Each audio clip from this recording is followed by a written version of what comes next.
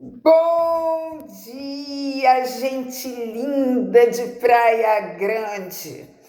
Hoje eu vou dar uma aula prática a vocês. Prática porque vocês terão elementos de fazer os trabalhos de arte, propriamente dito, já de vocês. Mas eu não vou fazer para vocês verem, porque eu quero que vocês criem o máximo, sejam mais originais possíveis. Embora eu vá dar um ponto de referência que dá para vocês se inspirarem num grande artista. Não que eu queira que vocês copiem dele, que eu queira que vocês tenham as mesmas propostas dele, muito pelo contrário. Eu apenas gosto do equilíbrio e futuramente eu vou ensinar a vocês o estilo infinito propriamente dito. E o estilo propriamente dito ele é baseado na criação da natureza, é baseado na natureza, nas leis da natureza, no equilíbrio da natureza. E a natureza faz isso dia e noite, bem e mal, direita e esquerda. Então, eu dei uma aula para vocês que vale para adulto e também vale para criança, dessa vez a mesma coisa, porque eu também quero que aqueles que estejam interessados em dar aula para as crianças aí em Praia Grande possam ter elementos para dar as aulas de uma maneira a formar os futuros artistas de amanhã e grandes homens, não é? Pessoas inteligentes e tudo mais. Então, aqueles que gostaram da minha ideia, que gostam de criança, querem dar aula para criança, aí nas brinquedotecas dos prédios, em todo lugar aí, porque aí até na praia, né? Tem aquelas construçõezinhas, né? Tipo cupcake lá no Caiçara e outras aí. Então, de repente, até aqueles que já estão ligados à prefeitura ou querem trabalhar com a prefeitura, eu não tenho nada contra, porque se o resultado for bom, é isso que interessa. Então, eu vou falar para vocês terem o material inicial, não é? O material inicial seria papel de aquarela, mas papel de aquarela é mais caro. Então, enquanto vocês são aprendizes de feiticeiro, podem comprar aquele papel daquele que vocês compram para imprimir relatórios e tudo mais, mas daquele que é mais grosso. Não vai funcionar, ele vai ficar assim, ó, né? Quando vocês colocarem uma tinta aguada, ele vai se deformar. O papel da aquarela você vai ter que prender antes de mais nada com aquela fita, não é fita banana, é fita crepe, né? Eu não gosto de falar isso porque eu estava ensinando uma coisa lá com a fita crepe e uma pessoa lá na Itália usou pessimamente o que eu estava falando e desvirtuou e saiu uma briga danada entre eu e o Jorge Grasso por causa da obra que ele foi expor. Existe a obra do bem e a obra do mal, né? Que ele foi expor lá na Bienal de Veneza, saiu justamente daí. Mas tudo bem, não quero entrar em cogitação dessas coisas.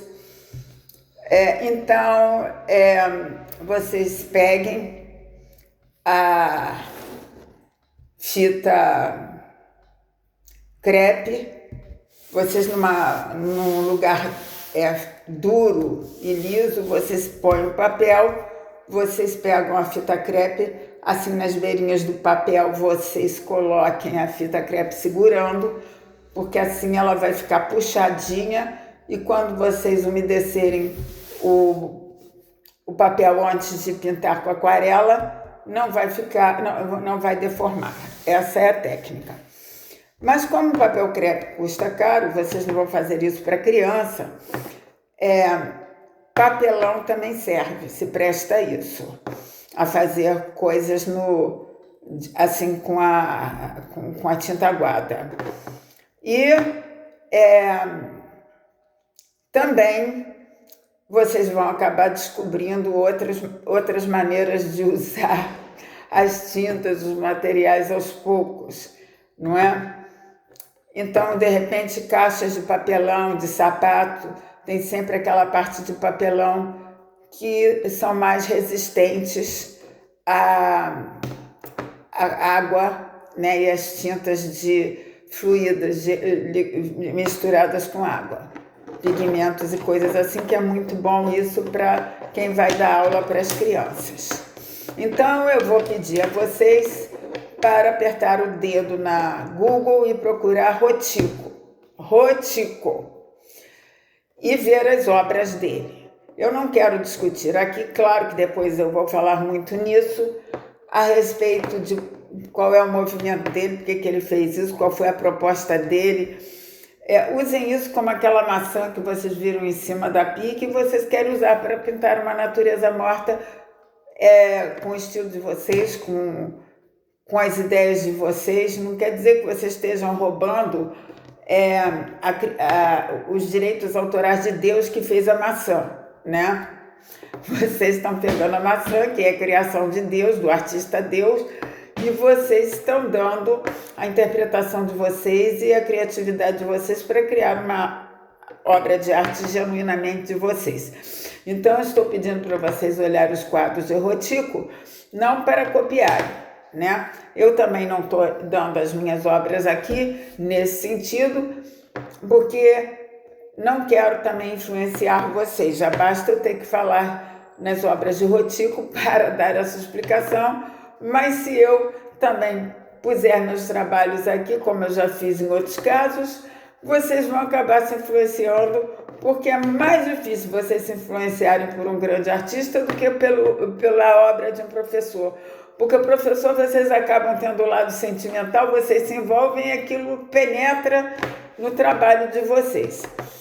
E eu quero que o trabalho seja genuinamente de vocês e das crianças.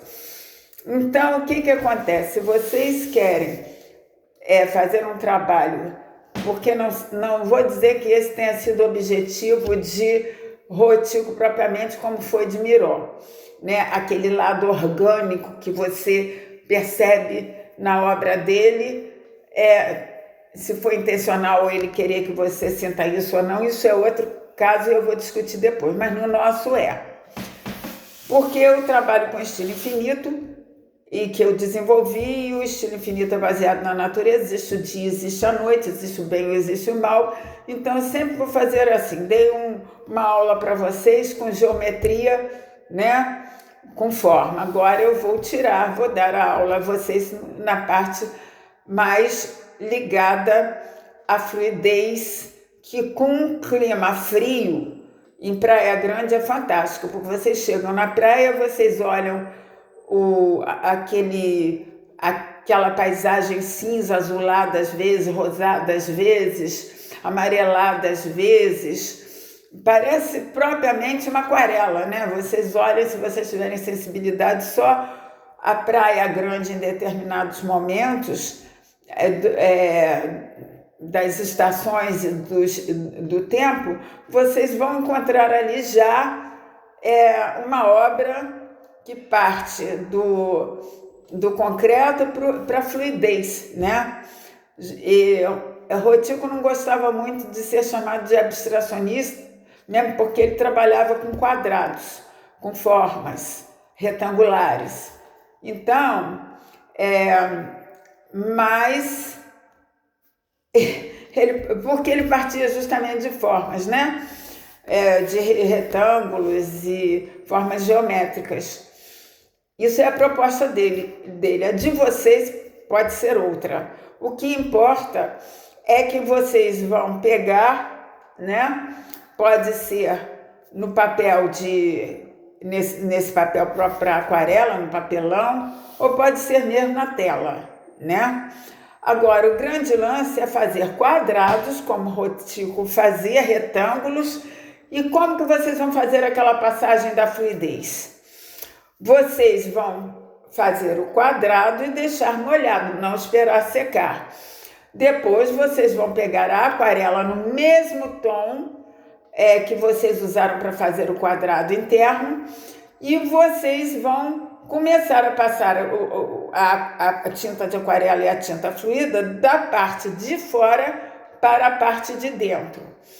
Quando a parte de dentro ainda estiver molhada, você vai arrastando o pincel ou um pano e aí você vai começar a desmanchar um pouco da tinta que havia naquele quadrado. E aí você vai perceber que vai dando esse aspecto de rotico. Ou seja, se você pegar a tinta molhada de dentro, uma tinta mais compacta e arrastar para o lado de fora, vocês vão borrar, não vai dar o mesmo efeito. O grande lance é vocês pegarem uma aguada, uma tinta misturada à água, bem rala, e vocês começarem de fora para dentro.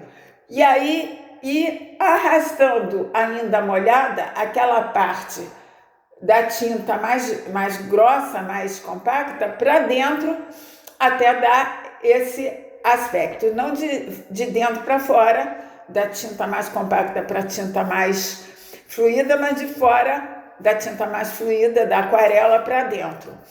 Vocês tanto podem usar para o interior desses quadrados uma tinta aquarela, ou uma aguada, ou uma tinta misturada com algum líquido, água, mais forte, sem ser compacta, né? Nunca vão usar uma aquarela, um guache puro. As tintas para fazer esse tipo de trabalho, tanto na tela como no papel, são sempre mais ralas, né? E aí vocês vão fazer essa jogada com vários tons, né? Pode ser num tom só. Eu adoro muito mexer com um tom só, né? Como o Rotico fazia. Peguem lá, apertem o dedinho na Google. E vocês vão dar essa fluidez, mas vocês podem fazer como o próprio Rotico fez, com quadrados diferentes. Lembrando que quadro tem um peso. Então, se vocês põem uma cor mais escura do lado de cima e uma cor mais rala do lado de baixo, o quadro dá uma sensação desconfortável. Geralmente, os tons mais fortes vocês põem para baixo e os tons mais claros vocês põem para cima, mas vocês vão virando o quadro e vocês vão percebendo esse peso que os quadros têm, que as cores têm, que vai dar certo.